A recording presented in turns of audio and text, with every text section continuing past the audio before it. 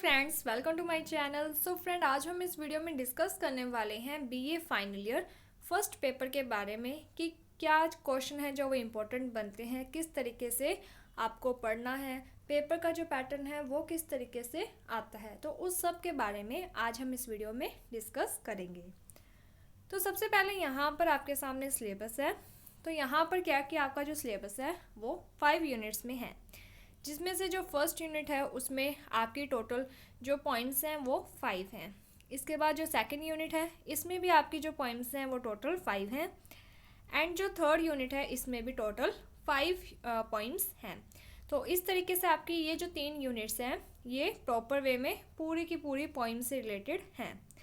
इसके बाद आपकी जो फोर्थ यूनिट है वो है तारा प्ले की, और जो फिफ्थ यूनिट है वो आपकी आएगी literary history plus literary terms. तो अगर आपने फिफ्थ यूनिट नहीं करनी है तो आप इसको छोड़ दो, कोई प्रॉब्लम आपको नहीं होगी। बस इतना है कि ये जो लास्ट के लिटरेरी टर्म्स हैं, जैसे कि पैराडॉक्स क्या होता है, एंटीथेसिस क्या होता है, सिंबलिज्म, स्टेयर, एसे, एलिगरी, ये सब क्या होता है, इसके बारे में आपको थोड़ा बहुत पता होना चाहिए। इन सभी जो लिटरेरी टर्म्स हैं इनकी आपको 2 या 3 लाइंस का जो आंसर है वो अच्छे तरीके से तैयार करना है, क्योंकि ये जो क्वेश्चन है वो आपके जो वेरी शॉर्ट क्वेश्चन होते हैं 2 मार्क्स वाले, उसमें ये क्वेश्चन एक आपका आएगा। तो ये आप कर लेना, और इसके लिए वीडियो बनाई गई है चैनल पर, तो आप यूट्यूब चैनल पर देख सकते हो। आपको क्या करना है कि सबसे पहले यूट्यूब चैनल नई शुरुआत खोलकर, तो वहाँ पर ऑप्शन होते हैं वीडियो, कम्युनिटी, इसी तरीके से प्लेलिस्ट। तो प्लेलिस्ट में सबसे लास्ट वाली जो प्लेलिस्ट है वो बीए फाइनल ईयर की ही बनी हुई है। तो अगर आप उसे ओपन करते हो तो वहाँ पर आपको हर एक पोइम मिलेगी, उस पोइम के जो नोट्स हैं वो भी वहाँ पर आपको वीडियो में मिल जाएंगे। इसके साथ ही जो तारा प्ले है या फिर ये लिटरेरी टर्म्स की वीडियो, ये सारी वीडियोस आपको, आपका जो पूरा सिलेबस है उसकी सारी वीडियोस आपको वहाँ पर मिल जाएंगी। इसके साथ ही अगर किसी को नोट्स वगैरह चाहिए तो वो भी मुझे या तो आप मुझे कमेंट सेक्शन में बता सकते हो, या फिर आप टेलीग्राम चैनल नई शुरुआत के थ्रू भी आप मुझे कह सकते हो। आपको ये जो नोट्स है वो ओनली 50 रुपीज़ में मिलेंगे, जिसमें आपको पोइम्स भी मिल जाएंगी, प्रोज भी मिल जाएंगे, तारा प्ले है जो वो भी मिल जाएगा। इसके अलावा जो वेंडो स्वीट्स जो प्ले है उसकी समरी भी आपको मिल जाएगी। अब हम बात कर लेते हैं कि आपको किस तरीके से पढ़ना है। ठीक है, तो सबसे पहले मैंने आपको दिखाया सिलेबस, जिसमें टोटल 5 यूनिट्स हैं। आपको क्या है कि फिफ्थ यूनिट अच्छे से, अगर आप नहीं भी करना चाहते हो तो आप उसे छोड़ देना। बस जो लिटरेरी टर्म्स हैं उसके 2 या 3 लाइन्स आपको अच्छे से करनी है। फिर बात आती है यूनिट फोर्थ की। ये जो यूनिट फोर्थ है ये आपको अच्छे तरीके से करनी है। इसमें जो क्वेश्चन है वो कौन कौन से बन सकते हैं। क्वेश्चन आपका जो पहला है वो बनेगा तारा प्ले की समरी से रिलेटेड। मतलब वो क्या करेंगे कि आपको क्या करना है कि सिर्फ 2 ही क्वेश्चन अच्छे से याद करने हैं। कौन कौन से? एक तो तारा प्ले की समरी अच्छे तरीके से याद करनी है, और सेकंड जो क्वेश्चन है वो तारा का करैक्टर स्केच। ठीक है, ये 2 क्वेश्चन आपको अच्छे से याद करने हैं। तो क्वेश्चन क्या आ सकता है, या तो आएगा कि राइट ए करैक्टर स्केच, ठीक है, तारा का, या फिर वो पूछ सकते हैं कोई भी क्वेश्चन अगर तारा प्ले से पूछते हैं तो आपको समरी ही लिखनी है। क्वेश्चन किस तरीके से पूछ सकते हैं, या तो आपको टाइटल के बारे में पूछा जाएगा कि ये जो तारा प्ले का टाइटल है ये एप्ट और एप्रोप्रिएट है या फिर नहीं है। ठीक है, या फिर तारा प्ले की थीम पूछी जा सकती है। अगर तारा प्ले का यानी कि टाइटल के बारे में पूछा जाता है तभी भी आपको क्या है कि स्टार्टिंग की जो 3 लाइन्स हैं वो थोड़ी चेंज करनी है, बाकी की पूरी आपको समरी ही लिखनी है। स्टार्टिंग की 3 लाइन्स में मेन क्या होगा कि ये जो तारा टाइटल है ये करेक्ट है, एप्रोप्रिएट है, क्योंकि जो सारी स्टोरी है वो तारा के चारों तरफ ही घूमती है, तारा इसकी मेन करेक्टर होती है। उसके बाद आपको पूरी समरी वहाँ पर लिख देनी है। इसी तरीके से अगर थीम से रिलेटेड क्वेश्चन आता है तब भी आपको क्या करना है कि तारा प्ले की जो थीम है, जेंडर इक्वालिटी जैसे नहीं दिखाई गई है, इनइक्वालिटी दिखाई गई है, तो सबसे पहले आपको थीम का नाम लिखना है। फिर आपको बताना है कि किस तरीके से तारा के साथ भेदभाव किया गया था, गर्ल को ज़्यादा यानी कि प्रेफरेंस ना देते हुए बॉय को ज़्यादा प्रेफरेंस दी जाती है, यानी कि आपको पूरी समरी वहाँ पर लिख देनी है। और ये जो क्वेश्चन है ये आपको मैंने समरी में करवाया हुआ है, तो प्लेलिस्ट में आपको वो वीडियो मिल जाएगी, आप उसे देख लेना। तो मेन बात यहाँ से क्या निकलती है कि आपको तारा प्ले यानी कि ये जो यूनिट फोर्थ है ये अच्छे तरीके से करना है, और उसमें भी बेसिकली 2 क्वेश्चन अच्छे से करने हैं। एक तारा प्ले की समरी अच्छे से करनी है, सेकंड तारा प्ले का जो करैक्टर स्केच है वो अच्छे तरीके से करना है। कभी भी अगर आप कोई भी क्वेश्चन का आंसर यानी कि कोई भी जैसे करेक्टर स्केच का आंसर लिखना होता है, तब आपको जो अपना आंसर है वो पॉइंट्स के थ्रू बनाना चाहिए। इससे क्या होता है कि आपका जो आंसर होता है वो थोड़ा इफेक्टिव दिखता है, आपको मार्क्स भी ज़्यादा अच्छे मिलते हैं। इसके बाद क्या है कि यहाँ पर आपकी आती हैं 3 यूनिट्स। अब आपको क्या करना है कि आपको, अगर आपको ये है कि ये बहुत सारी यूनिट यानी कि 15 पॉइंट्स हैं और इतनी सारी पॉइंट्स नहीं हो पाएंगी, तो बेसिकली मैं कहना चाहूँगी कि आपको क्या करना है कि वो जो प्लेलिस्ट है उसमें मैंने सेकंड और जो थर्ड वीडियो है आपको वो एक बार ज़रूर देख लेनी है, क्योंकि उन वीडियोस में मैंने क्या करवाया हुआ है कि ये जितने भी पॉइंट्स हैं इसके आपको एक तो पूरी जो समरी है, ठीक है, 15 मिनट की वीडियो है जिसमें मैंने हर एक पॉइंट की जो समरी है यानी कि छोटी छोटी जो मेन बातें हैं जिसके ऊपर ये पॉइंट्स लिखी गई हैं वो करवाई हैं। तो अगर आप उसे सुन लेते हो वीडियो को, तो इससे आपको ये बेनिफिट होगा कि आपको ये पता चल जाएगा कि हर एक पॉइंट में मेन बात क्या कही गई है, ठीक है। इससे बेनिफिट क्या होता है कि जो आपके 2-2 मार्क्स के क्वेश्चन हैं वो आपको टोटल 10 आने हैं, और ये जो आपको 10 के 10 क्वेश्चन वहाँ पर करने होंगे। इसके लिए आपको हर एक जो पोइम है उनके जो पोइट्स के नाम हैं वो अच्छे से याद करने हैं, क्योंकि इस तरीके के क्वेश्चन पूछे जाते हैं। सेकंड की इस पोइम में मेन क्या बात कही गई है ये भी आपको थोड़ा बहुत पता होना चाहिए, ठीक है। इसके बाद अब कौन कौन से पॉइंट्स है जो ज़्यादा इंपॉर्टेंट है, मेरी एडवाइस यही है कि अभी आपके पास बहुत टाइम है, ठीक है। तो आपको क्या है कि हर एक पॉइंट का अगर आप एक पॉइंट भी डेली कवर करते हो तो भी आप इजी वे में कर सकते हो। तो इसके लिए आपको जो नोट्स हैं वो वैसे भी वीडियोस में आपको मिल ही रहे हैं, तो कोशिश यही करना कि डेली की एक एक पॉइंट्स कर लेना। जिसमें से सबसे इम्पोर्टेंट कौन कौन से पॉइंट हैं तो वो मैं आपको बता देती हूँ कि जो वर्ड्स पॉइंट है ये आपको अच्छे तरीके से कर लेनी है, और ये जो वर्ड्स पॉइंट है ये हमेशा ज़्यादातर चांस रहे हैं कि जो सेक्शन बी है वहाँ पर इसका क्वेश्चन आता है वर्ड्स पॉइंट का। अगर कोई भी क्वेश्चन आता है वर्ड्स पॉइंट का तो आपको क्या करना है कि वहाँ पर पूरी समरी लिख देनी है। इसके अलावा वर्ड्स पॉइंट से स्टैंजा का क्वेश्चन भी आ सकता है। पहली चीज़ तो हुई ये। दूसरा है कि जो ये पोइम है आई एम गेटिंग ओल्ड नाउ, इससे क्या है कि स्टैंजा से रिलेटेड क्वेश्चन आ सकता है, तो ये आप स्टैंजा के वे में अच्छे से पढ़ लेना। स्टैंजा की रेफरेंस कैसे करनी है उसके लिए आपको प्लेलिस्ट में सेकंड वीडियो है वो आप देख लेना, उसमें हर एक पोइम की जो रेफरेंस है वो बताया गया है कि किस तरीके से आपको वो लिखना है। इसके बाद जो इम्पोर्टेंट, देखो कुछ पोइम्स ऐसी हैं जो बहुत छोटी हैं, जैसे कि वीमेन इन डच पेंटिंग्स, तो इससे जो क्वेश्चन है वो मे बी 2 नंबर का आ सकता है, इसके अलावा नहीं आएगा। तो आपको जो वर्ड्स पोइम है ये अच्छे से कर लेनी है। इसके अलावा आप वंस अपॉन ए टाइम ये वाली जो पोइम है ये अच्छे से कर लेना। कजरना ट्री ये पोइम अच्छे तरीके से कर लेना। तो मैंने आपको 3 ये पॉइंट्स बताई हैं जो मेरे को लगता है कि इंपॉर्टेंट है, पर मैं ये कभी भी नहीं कहूँगी कि इसी से ही क्वेश्चन आएंगे। मेरी एडवाइस यही है कि आपको कम से कम 4 यूनिट्स अच्छे से करनी है, क्योंकि अब पैटर्न चेंज हो चुका है। पहले क्या था कि 50% सिलेबस आपको करना होता था, लेकिन अब क्या है कि आपको चॉइस ही बहुत कम दी जाती हैं, है ना। तो आपको हर एक जो पोइम है अगर आप लॉन्ग नहीं करना चाहते हो तो इतना है कि आप कम से कम उस पोइम की जो मेन बातें हैं वो थोड़ी बहुत पढ़ लो। जो 5-5 पेज है उसकी जगह पर आप 3-3 पेज याद कर लो, तैयार कर लो अच्छे से, ताकि आप वहाँ पर कुछ लिख सको, ठीक है। और लॉन्ग जो क्वेश्चन आते हैं वो आपको 2 ही करने होते हैं 4 में से, तो आप तारा प्ले तो वैसे ही अच्छे से कर लोगे, तो तारा का एक क्वेश्चन आप कर लेना। एक क्वेश्चन है जो वो आपको पोइम में से करना है। इसके लिए अब आप क्या करना कि जो मेन बड़ी बड़ी पॉइंट्स है ना वो अच्छे तरीके से तैयार कर लो, क्योंकि जो क्वेश्चन है लॉन्ग वो हमेशा बड़ी पॉइंट में से आता है। तो इसलिए वर्ड्स पॉइंट है जो ये छोटी है, तो इसका जो क्वेश्चन है वो सेक्शन बी में बन सकता है, सी में नहीं बनेगा। ना ही I am getting old now का क्वेश्चन बनेगा। ओ ग्रेट गॉड इसका भी कोई लॉन्ग क्वेश्चन नहीं बनता है। यानी कि जो थर्ड यूनिट है इसमें 3 पॉइंट्स ऐसी हैं जिसका कोई भी सेक्शन सी में जो लॉन्ग क्वेश्चन है उसका नहीं बनेगा। सिर्फ ये जो 2 पॉइंट्स हैं इनका बन सकता है, वंस अपॉन ए टाइम का और एक है विमेन टू मैन का। वर्ड्स पॉइंट आप अच्छे से तैयार कर लेना, क्योंकि सेक्शन बी में इसका क्वेश्चन बन सकता है। इसके अलावा अब आपको क्या है कि जो फर्स्ट और सेकंड यूनिट है इसमें से देखो स्टैंजर्स भी क्या होते हैं कि आपके 4 यूनिट्स हैं, जिसमें से क्या है कि हर एक जैसे 3 स्टैंज आएंगे, जिसमें से एक स्टैंजा तो आपका होगा यूनिट 4th में से। अब ये जो 2 स्टैंजा है ये फर्स्ट और सेकंड यूनिट में भी से आ सकते हैं, सेकंड या थर्ड यूनिट में से आ सकता है, इस तरीके से आ सकता है। तो मेरी एडवाइस तो यही है कि आपको ज़्यादा हो सके तो पोएम्स अच्छे से पढ़ लेना, अभी आपके पास टाइम है, ठीक है।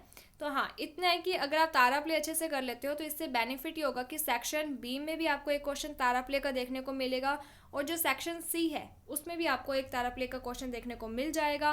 इसके अलावा जो स्टैंजा आती है 3, उसमें से आपको 2 करनी होती है, उसमें भी एक जो स्टैंजा है वो आपको तारा प्ले में से करने को मिल जाएगी। तो तारा प्ले तो आपके लिए बहुत बेनिफिट होगा अगर आप अच्छी तरीके से तैयार कर लेते हो। इसके अलावा जो थर्ड यूनिट है वो मैंने आपको बता ही दी है। फर्स्ट और सेकंड जो यूनिट है इसमें से अगर आप चाहो तो आप फर्स्ट यूनिट अच्छे तरीके से कर लो, ठीक है। यूनिट फर्स्ट, यूनिट थर्ड और यूनिट फोर्थ, ये 3 यूनिट्स आप अच्छे तरीके से तैयार कर लो। और जो यूनिट सेकंड है वो थोड़ा बहुत आप देख लेना, टेलीफोन कॉन्वर्सेशन और पोस्ट कार्ड फ्रॉम कश्मीर, क्योंकि इसमें से स्टैंजा के क्वेश्चन आते हैं, ठीक है। तो मैं आपको पुराने जो पिछले साल के पेपर हैं वो दिखा देती हूँ, जिससे कि आपको थोड़ा बहुत पता चल जाएगा। लेकिन मैं कभी भी आपको अब ये एडवाइस नहीं दूंगी कि आप ये यूनिट या ये पोइम छोड़ दो। इस तरीके से 5 यूनिट्स हैं, 4 कर लो, पर करो ज़रूर, क्योंकि अब आपका जो पैटर्न है वो डिफरेंट है। तो यहाँ पर जो सेक्शन ए है इसमें टोटल 10 क्वेश्चंस दिए हुए हैं। क्वेश्चन किस तरीके से बनते हैं ये आपको बहुत ज़्यादा देखना ज़रूरी है, जिससे कि आप पहले से ही अपने माइंड को सेट कर सको, ताकि पेपर में आपको क्वेश्चन को समझने में प्रॉब्लम ना हो। तो यहाँ पे पहला क्वेश्चन ये कहा गया था कि point out 2 examples of simile. Simile क्या होता है, जहाँ पर एज लाइक वर्ड का यूज़ होता है। तो कजरना ट्री में जैसे कि पहले लाइन ही थी लाइक द बैथन, तो इस तरीके से आपको सिमिल बताना था, लाइक द ग्रे बैबून सिट, है ना। ये जो लाइंस आपको 2 मिलेंगी इस पोइम में, तो वो बताना था। इसके बाद अब what message does the poem ecology convey. Ecology जो पोइम है इसमें क्या मैसेज बताया गया है, ठीक है। किस तरीके से जो मदर होती है वो बायोलॉजी यानी कि नेचर के प्रति उसकी पॉजिटिव थिंकिंग होती है, लेकिन जो बेटा होता है वो मदर के प्रति लॉयल होता है, इसलिए वो पेड़ जो ट्रीज़ होते हैं उन्हें काट देना चाहता था, वो सारी बातें। जो वीमेन टू मैन है इस पोइम के पोइट का नाम पूछा गया है, तो उसके बारे में है, जुडिथ राइट इनका नाम है। तो आपको हर एक पोइम और उसके पोइट का नाम अच्छे से याद होना चाहिए। इसके बाद अगला है कि from the poem prescribe for you name the poem written by Agha Shahid Ali. तो यहाँ पर आपको पोइट का नाम दे दिया और पोइम का नाम पूछा गया, तो पोस्ट कार्ड फ्रॉम कश्मीर। इसी तरीके से अगला क्वेश्चन है they click their tongues from which poem is this line taken. तो ये आपकी जो night of the scorpion poem है उसमें से आई है ये लाइंस। इसीलिए मैं आपको कह रही हूँ कि आपको हर एक पोइम के बारे में थोड़ा बहुत पता होना चाहिए, जिससे कि ये जो 2 मार्क्स के क्वेश्चन होते हैं ये आप गलत ना करो।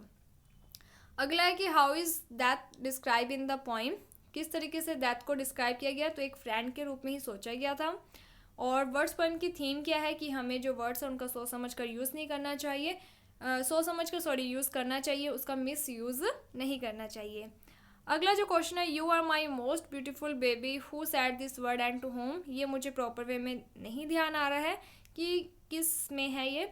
अगला क्वेश्चन है हु इज़ रूपा। रूपा कौन है, तो ये तारा प्ले में से आया है क्वेश्चन, कि वही जो तारा की मदर होती है वो रूपा को यानी कि ब्राइब कह लो या फिर लालच कह लो, वो देती है कि वो तारा और जो चंदन है उसके फ्रेंड बन जाए।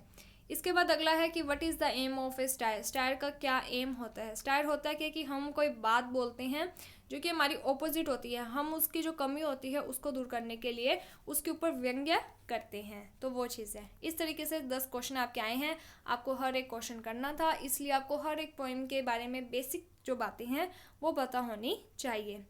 इसके बाद यहाँ पर आपके आए थे 3 स्टैंजा आई है, जिसमें से आपको 2 करनी थी।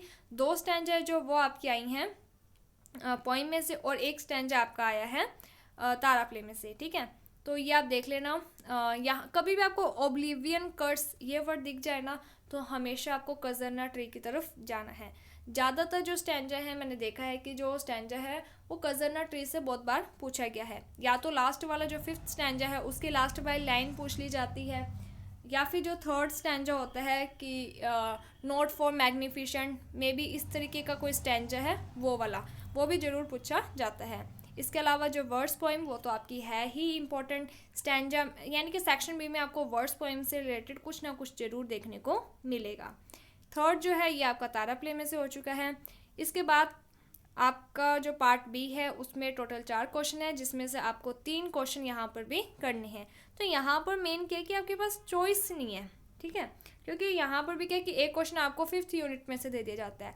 तो अगर आपने 5th यूनिट छोड़ ही दी है तो आपको तीनों जो 4 यूनिट्स हैं, 3 पोइम्स वाली और एक तारा प्ले वाली, वो पढ़नी ही पड़ेगी। तो अगर आप अभी से लग जाओगे तो ये आपके लिए बेनिफिट होगा। अब यहाँ पर जैसे दिया हुआ है कि how is the poem at the back of progress और रियलिस्टिक पोइम। तो ये रियलिस्टिक पोइम है किस तरीके से, तो आपको कुछ नहीं, आपको पूरी वहाँ पर समरी लिख देनी है। समरी आपको करवाई हुई है, वीडियो आप देख सकते हो। इसके बाद अगला जो क्वेश्चन है वो दिया हुआ है, what does the poet want to unlearn and relearn in the poem once upon a time. पूरी समरी वहाँ पर लिख देना। अनलर्न क्या वो चीज़ थी जो कि वो सीखा हुआ था लेकिन वो अब उसको भुला देना चाहता है, तो नकली हंसी। क्या वापस से सीखना चाहता है कि किस तरीके से मन से खुश हुआ जाए, असली में खुश हुआ जाए, ठीक है, ये चीज़ है। उसके बाद है right a character sketch of doctor Thakkar. यहाँ पर डॉक्टर ठक्कर का आ गया, तो अब ऐसा कुछ भी नहीं आएगा। अब या तो तारा प्ले का ही करैक्टर स्केच आएगा या फिर तारा प्ले से रिलेटेड थीम आ सकती है और टाइटल आएगा, ठीक है। तो अब आपको टेंशन लेने की बात नहीं है। और देखो 4 क्वेश्चन आए थे जिसमें से एक क्वेश्चन आ गया एंग्लो इंडियन लिटरेचर का। तो अगर आप 5th यूनिट छोड़ देते हो तो कोई भी डरने की बात नहीं है। अगर मान लो डॉक्टर ठक्कर यहाँ पर जैसे ठक्कर का आ गया है, तो अगर आपने तारा प्ले की समरी अच्छे से पढ़ी हुई है तो आप यहाँ पर भी इसमें भी तारा प्ले की समरी लिख देना। बस मेन यहाँ ये है कि अपने आंसर में ना कम से कम 7-8 बार ठक्कर ठक्कर नाम जरूर ले आना डॉक्टर ठक्कर का, ठीक है। उसका जो रोल है ना वो थोड़ा ज़्यादा वहाँ पर दिखा देना। इसी तरीके से जो सेक्शन सी है उसमें आपके 4 क्वेश्चन है जिसमें से आपको 3 करने थे। देखो अगर आप पोइम्स अच्छे से कर लेते हो तो आपको बेनिफिट क्या होता है कि एक क्वेश्चन आपको यहाँ पर तारा प्ले का मिल जाएगा, ठीक है, और 2 जो क्वेश्चन है वो आपके पोइम में से मिल गए। तो अब ये आपके ऊपर डिपेंड करता है कि आपको चॉइस मिल जाती है कि आपको 3 में से 2 करने को मिल जाएंगे, क्योंकि एक क्वेश्चन तो वैसे भी आपका लिटरेरी जो हिस्ट्री है उसमें से आएगा ही आएगा। तो इसीलिए ये मैं आपको इसीलिए कह रही हूँ क्योंकि अगर आप इससे पिछले साल का पेपर देखते हो तो वहाँ पर थोड़ी सी प्रॉब्लम होती है। ये देखो ये जो पेपर है ये 2021 का है, ठीक है। तो इस पेपर में अगर आप ध्यान से देखोगे ना तो सेक्शन सी में ही, ठीक है, तो यहाँ पर इन्होंने क्या कर दिया कि एक क्वेश्चन पोइम में से दे दिया था, एक क्वेश्चन है जो तारा प्ले में से दे दिया था, और जो 2 क्वेश्चन है वो आपको यूनिट 5th में से दे दी थी। तो यहाँ पर ये प्रॉब्लम हो जाती है कि अगर आपने यानी कि यूनिट 5th भी नहीं की, कोई और यूनिट भी अगर आप छोड़ देते हो तो यहाँ पर आपको प्रॉब्लम हो जाएगी। इसीलिए मैं आपको कह रही हूँ कि आपको हर एक पोइम के बारे में थोड़ा बहुत सही पर पढ़ना ज़रूर है। तारा प्ले को आप अच्छे से पढ़ो क्योंकि हर एक सेक्शन में एक क्वेश्चन तारा प्ले का आता है, और क्वेश्चन भी वही है कि जैसे कि देखो यहाँ पर तारा प्ले का करैक्टर स्केच पूछ लिया। अगर आप सेक्शन बी देखते हो पार्ट बी तो उसमें भी क्या है कि यहाँ पर टाइटल के बारे में पूछ लिया है। टाइटल आ जाए, थीम आ जाए, आपको सिर्फ तारा प्ले की समरी ही लिखनी है। पहली लाइन बस थोड़ी चेंज कर देना कि जो स्टोरी है वो तारा प्ले के चारों तरफ घूमती है, चारों तरफ घूमती है और तारा उसकी मेन कैरेक्टर है। और इस तरीके से यहाँ पर वर्ड्स पोइम, मैंने आपको कहा था कि जो वर्ड्स पोइम है वो तो MGSU की फेवरेट पोइम ही है, वो आएगी ही आएगी। इसके अलावा पोस्ट कार्ड फ्रॉम कश्मीर और इकोलॉजी पोइम है जो उससे क्वेश्चन आया हुआ है। इसके अलावा यहाँ पर जैसे डेस्टिनी डिज़ायर, ये वही चीज़ है, एक क्वेश्चन आपका आएगा तारा प्ले की स्टैंजा में से। देखो आपको एक चीज़ का बेनिफिट ये है कि मान लो 3 स्टैंजा है जिसमें से आपको पोइम वाले जो 2 स्टैंजा है उसमें से एक आता है, एक नहीं आता है। अब आपको क्या करना है, तारा प्ले की समरी तो पढ़ी रखी है, बस उसमें क्या है कि रेफरेंस एक अच्छा सा बना लो 4-5 लाइंस का या फिर 6-7 लाइनों का कि ये जो लाइंस है वो तारा प्ले में से ली गई है, इसको किसने लिखा है, महेश दत्तानी ने लिखा है। फिर इसमें क्या बताया गया है कि इसमें तारा मेन कैरेक्टर होती है, इस तरीके से तारा का जन्म होता है, ये जुड़वा भाई बहन होते हैं, यानी कि ये क्या है कि दोनों एक दूसरे से जुड़े हुए होते हैं। इनमें एक मेन कॉमन लेग होती है जिसको ऑपरेशन करके चंदन को दे दी जाती है। ये बातें लिख दी। उसके बाद क्या करना है कि वो आपको 4-5 लाइनें जो देते हैं आपको स्टैंजा में स्टार्टिंग में, in this lines the writer says that, वो 4-5 लाइनें आपने लिख दी। फिर तारा प्ले की जो थोड़ी बहुत समरी है उसी को वहाँ पर लिख देना। इससे बेनिफिट ये होता है कि अगर आपको पोइम नहीं अच्छे से आती है तो आप इजी वे में कर सकते हो, ठीक है। तो यहाँ पर जो पहला स्टैंजा है वो आपका नाइट ऑफ द स्कॉर्पियन में से आया है, और जो सेकंड स्टैंजा है वो पोस्ट कार्ड फ्रॉम कश्मीर में से। और ये वाला जो है ये पक्का आता है कि दिस इज़ माई होम वगैरह वाला, ठीक है।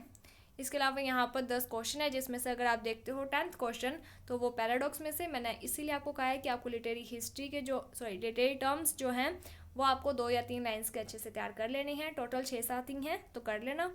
इसके अलावा ये जो क्वेश्चन है, और उसमें भी जो पहला क्वेश्चन है वो ये पूछा गया कि जुडिथ राइट कहाँ से बिलोंग करती है। ये वैसे ये पोइम की कौन सी पोइम की पोइट्रेस है, तो ये क्वेश्चन अब आ चुका है 2022 में, और 2021 में ये क्वेश्चन पूछा गया था।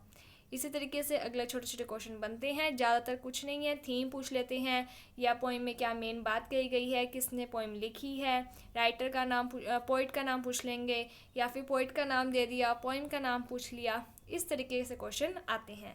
तो मेन एडवाइस यही है कि 4 यूनिट्स अच्छे से कर लेना। पैटर्न थोड़ा सा चेंज है, आपके पास चॉइस थोड़ी सी कम है, एंड मैटर आपको वैसे भी सारा प्रोवाइड करवा दिया गया है, अभी आपके पास टाइम है। So thank you friends for watching my video. Thank you.